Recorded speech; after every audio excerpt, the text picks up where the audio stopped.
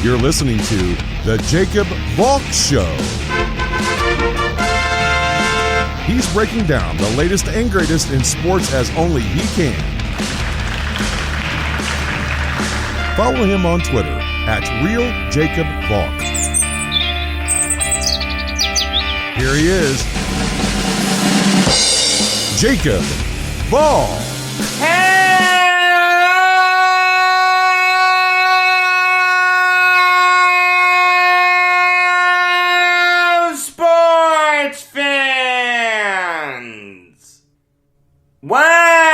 Welcome to another edition of the Jacob Valk Show.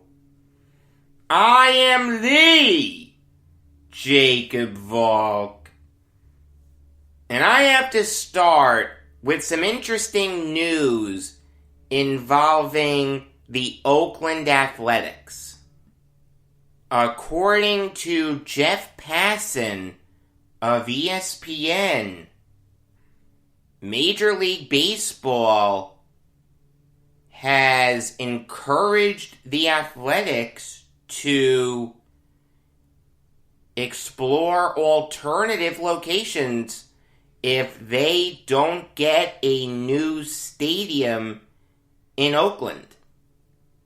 If you haven't been following the story, the Athletics obviously play at the Oakland Coliseum. That place hasn't gotten a facelift in years.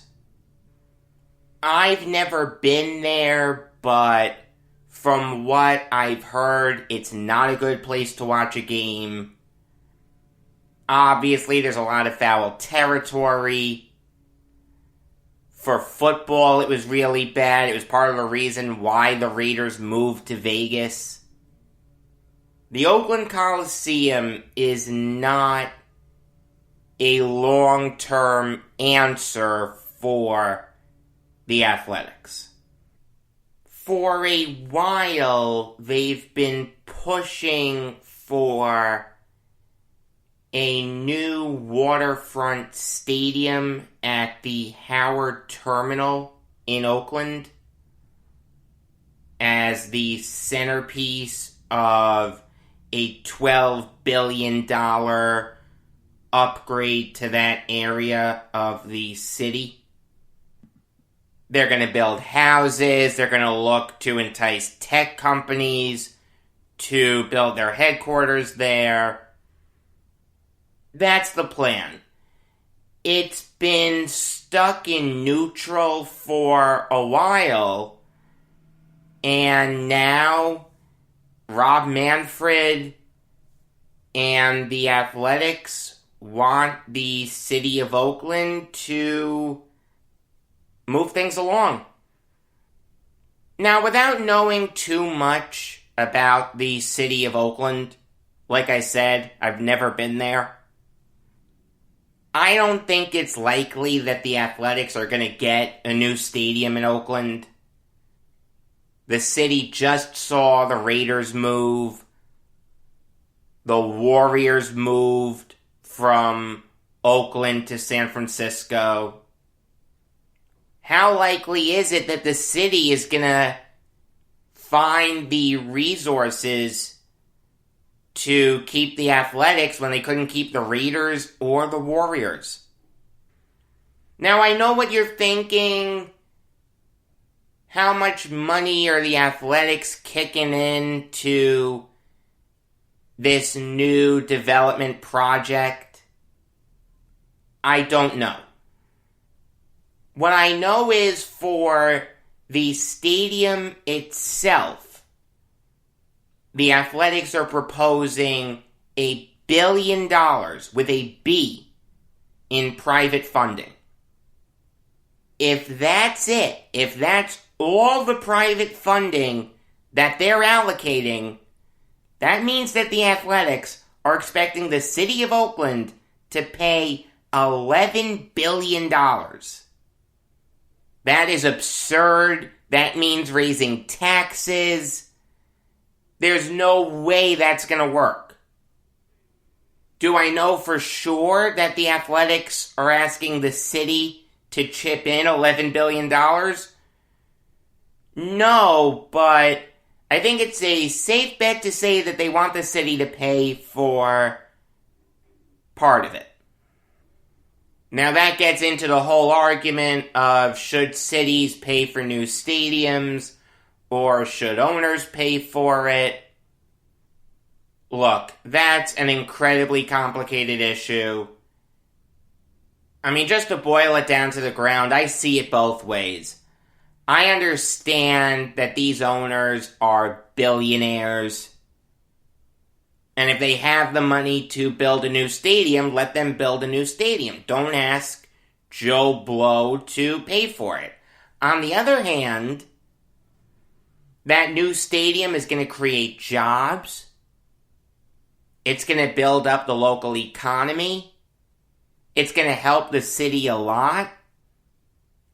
It is reasonable for an owner to say, hey, look at what I'm building for your city.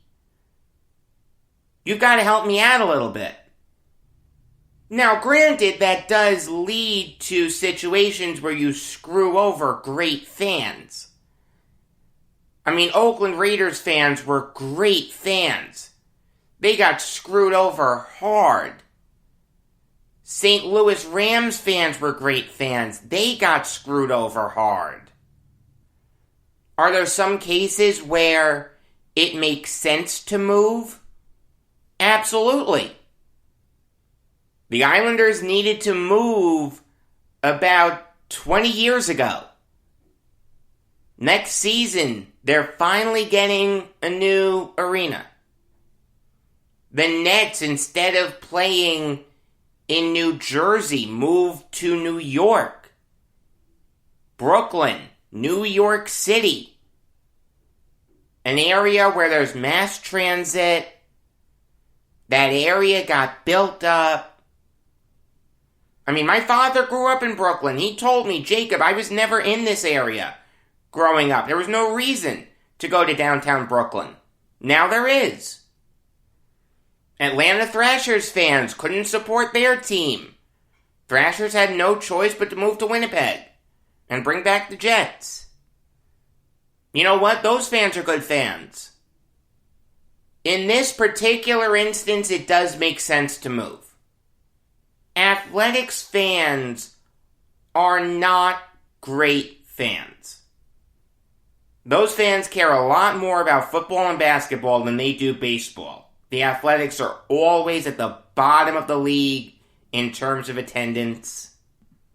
The last time they got more than 2 million butts in the seats was 2014. Before that, you have to go back to 2005. There are some cases where the city and their fans don't deserve a new arena. This is one of those cases. I commend John Fisher, the Athletics owner, for sticking with this for so long. I mean, the Athletics are in the playoffs every year. Granted, they don't make a lot of noise. The last time they won a game in the ALCS was 1992. But still, if your team is in the playoffs, they're making noise, go out and support them. The reality is, the Athletics play in a dump. Their fans are bad fans. And John Fisher still wants to build a new arena? Build that city up? This guy's a saint. So look, I'll go back to, can the city of Oakland support a new arena? Do they have the money to build it? And will the fans go out to those games? They probably don't have the money to build the arena. And I don't know if the fans will go out. Yes, the Athletics should move. And in all actuality, they've needed to move for a while. In Passan's report, he said that if the Athletics are going to move, they're probably going to follow the Raiders to Vegas. You want to talk about a city that has the money to build a new stadium? Las Vegas has the money to build a new stadium. At this very moment, they may not because the pandemic crippled their economy. But once people start traveling again and they get the tourism revenue back, they're going to have the money to build a new stadium. I don't know where they're going to put it, though.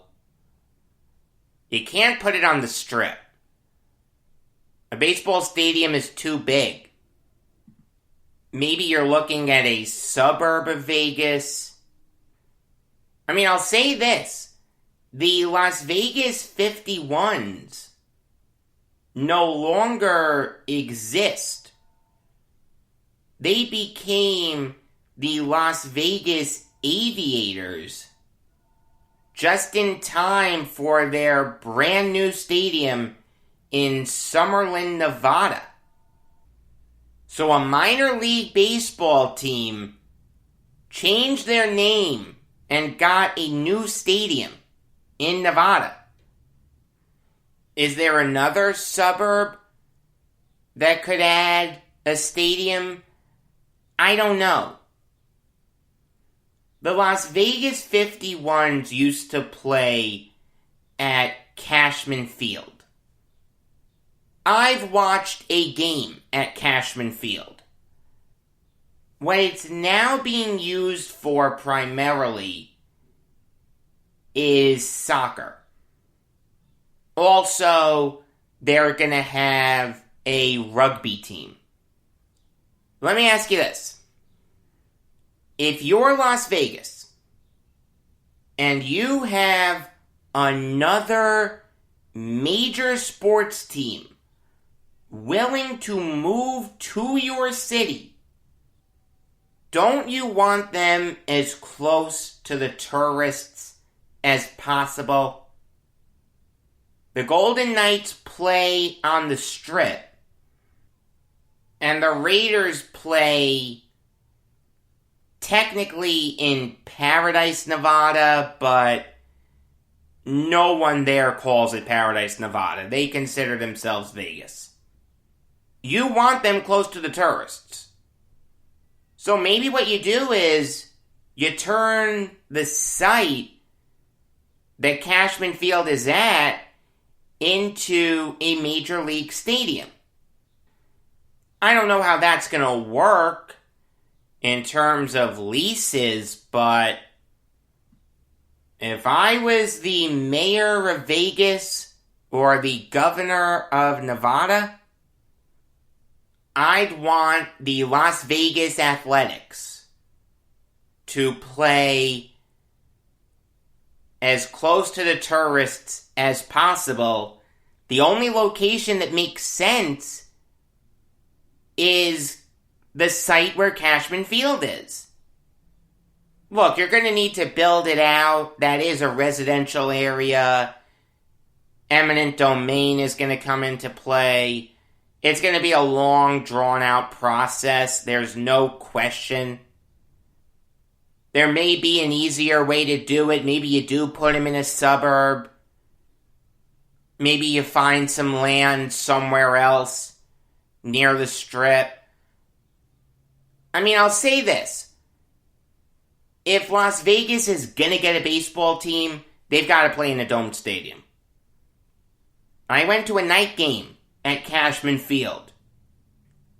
It was brutally hot. I mean, you were sitting in your sweat for the whole game. I mean, this was in late June at night. Imagine what it's going to be in July or August in the day. You're going to have players collapse on the field from heat stroke. That's how a Vegas stadium would work.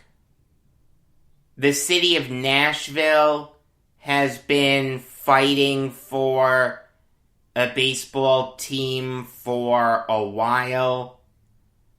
Charlotte's been mentioned. Vancouver's been mentioned. Bringing a team back to Montreal has been mentioned, although I'm not sure how crazy I am about that. Look, the Athletics need a new home.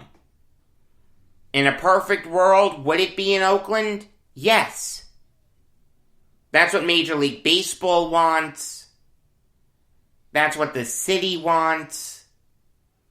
But it can't be at the Coliseum. It's just not feasible. They've had lighting issues. They've had plumbing issues. The Athletics are putting the city of Oakland over a barrel here, but they really don't have a choice. They need to find a new home. Relocation is probably the likeliest outcome. Alright, now I'll give you some NFL Valk talk. And I'll start with the Cardinals giving Jordan Hicks permission to seek a trade. That report comes from Ian Rappaport of NFL.com. You had to know that Hicks was gonna get a little ticked off after the Cardinals picked Zaven Collins with the 16th overall pick. You want Collins to start right away. I think he's going to do a really good job.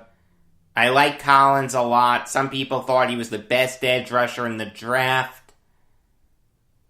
I wanted him on the Jets. Obviously, you want him to play right away. And when you combine that with the fact that Jordan Hicks did not have a good season, didn't have any sacks last year, only had a 50.4 overall grade according to Pro Football Focus, it's a no-brainer. I mean, I'll say this. It's a nice thing by the Cardinals to give him permission to seek a trade. They didn't need to do that. They could just say, no, we want you to be a backup. We want you to mentor him. At the end of the day, Hicks signed a contract. He's pretty much beholden to the Cardinals. So look, he's going out there and trying to find teams that want his services. I will say this, last year was really the only bad year of his career. It wouldn't surprise me if another team was interested in him, but to be given a starting job, I'm not so sure. The one team I thought of right off the top of my head was the Jets. They do have a question mark at middle linebacker. C.J. Mosley has only played one game in the past 2 years. I'm not a big Jarrad Davis fan. Joe Douglas knows Jordan Hicks. They were with the Eagles at the same time. I wouldn't mind the Jets trading for him, but Hicks needs to buy into the possibility that he may be a backup. If Mosley balls out in training camp and the preseason, yeah, he's going to be the starter. Other than the Jets, I don't know what other team would be interested in Hicks. I mean, it's tough. It's after the draft. A lot of teams have filled their holes. It wouldn't surprise me if a team gave up, like, a conditional 5th rounder for Hicks. He is a good player. There's a role for him in the league. I'm just not sure if he's gonna start right away. Moving on now to the Washington football team, signing Charles Leno to a 1-year deal worth $5 million. And this is a great move. It makes a ton of sense. At this very moment, Washington's starting left tackle was going to be either Geron Christian or Jaron Christian, not sure how he pronounces it, or Samuel Cosme, the second rounder out of Texas. Could Cosme have done it? The answer is yes. I did like Cosme. But if you don't want a rookie to protect the blind side right away, yeah, sign Charles Leno. I mean, Leno had a really, really good season last year. I'm pretty sure he played every snap. He's played over 900 snaps every year he's been in the NFL except his rookie season. Last year, according to Pro Football Focus, he had a 74.6 overall grade. This is a match made in heaven. You got the young kid in Cosme learning from one of the better left tackles in all of football in Leno. I can't think of a better situation for Washington. They are set up very, very well for the future. Yes, they still need to get their quarterback situation ironed out. But when they find their quarterback of the future, he's going to have a really talented roster to play with. This is a fantastic move for the football team. It makes absolutely perfect sense. Moving on now to the Colts signing Antoine Woods. And this makes sense. Woods is a solid defensive tackle. Last year, according to Pro Football Focus, he had a 58.3 overall grade. Can he start in a pinch? The answer is yes, but you don't want him starting every game. He's not going to need to do that for the Colts. They have DeForest Buckner and Grover Stewart. Adding quality depth is never bad. This move makes a ton of sense.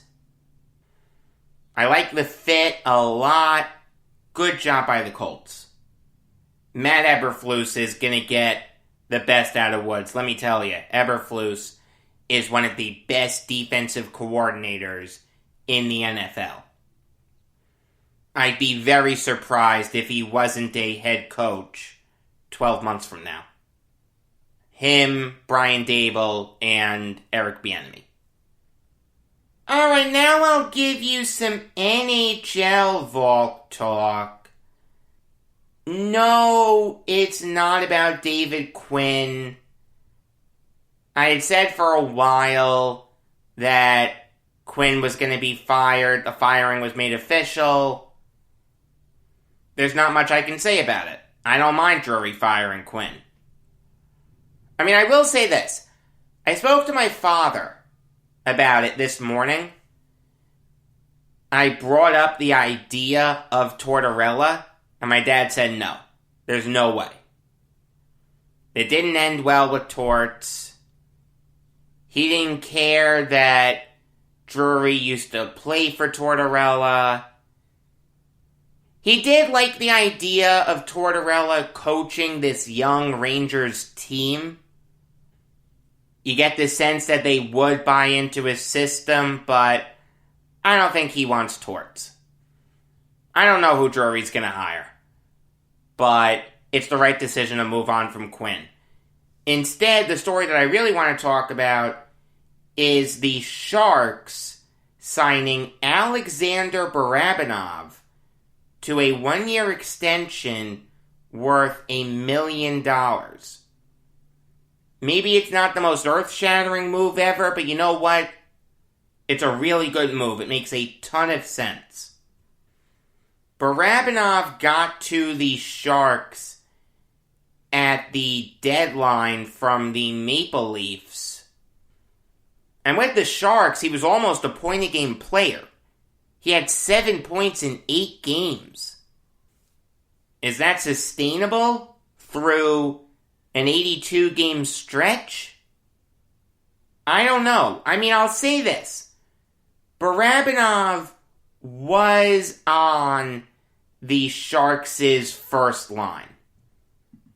He was playing with Tomas Hertl and Evander Kane. Obviously, those two guys are going to make their line mate a lot better. But it still takes skill to put up 7 points in 8 games. That is impressive. Let's see if it's sustainable. You lock him up for next year. You give him $1 million. Let's see if you really belong in this league. If you do, we'll give you your big boy contract. If not, hasta la vista. This move makes perfect sense. Great job by the Sharks.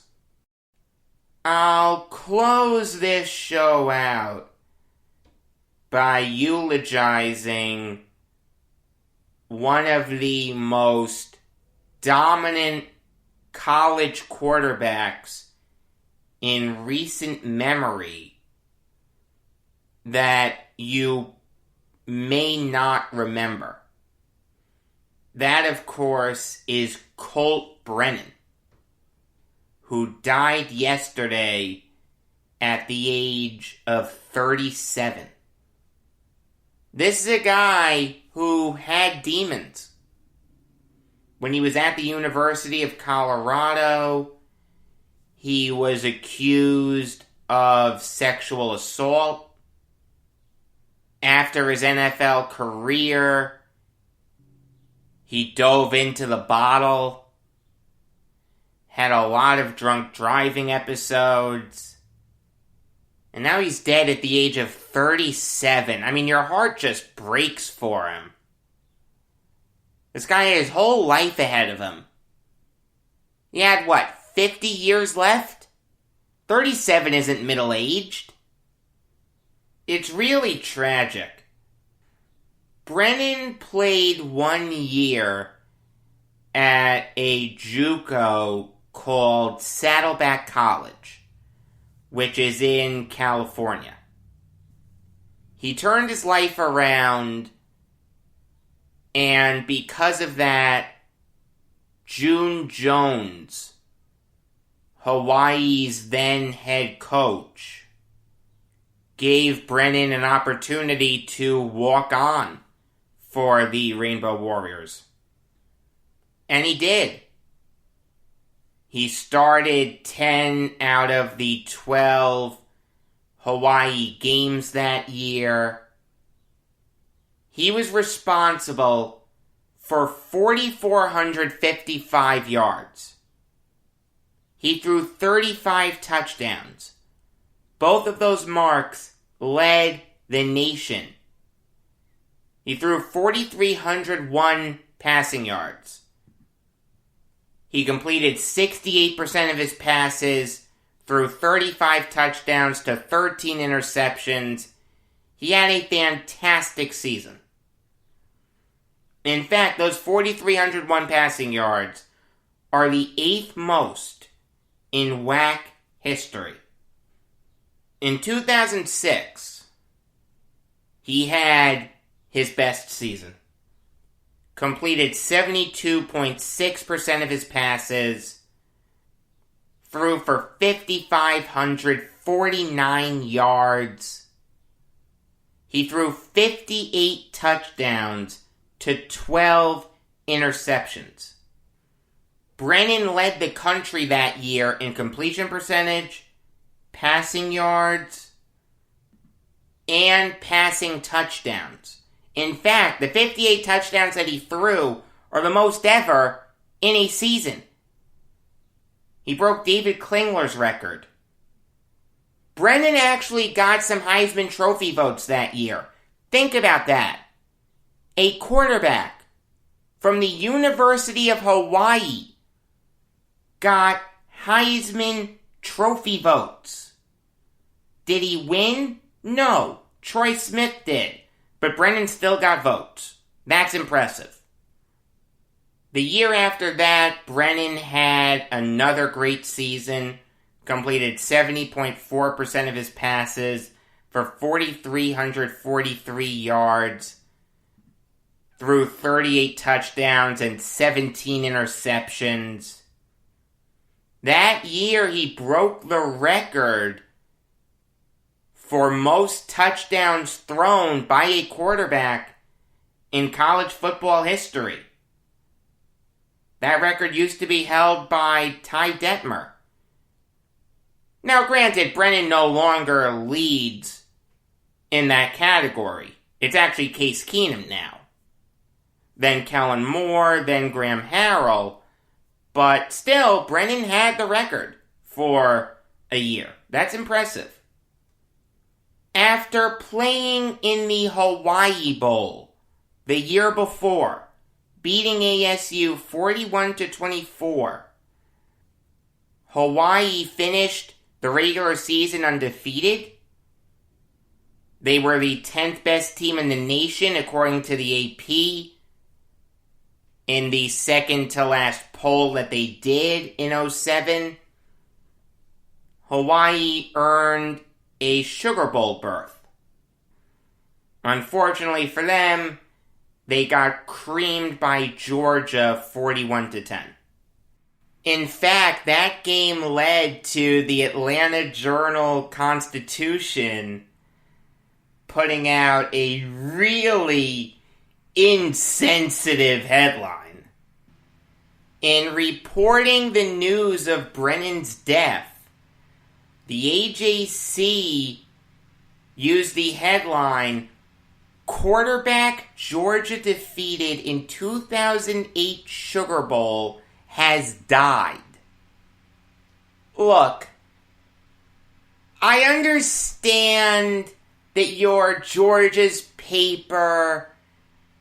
You want to try to bring it back to Georgia so that your readers can relate to it. Maybe we're trying to be funny. I mean, I'll be honest with you, I did think it was a little funny. Was it insensitive? The answer is yes. Should it have been okayed? The answer is no.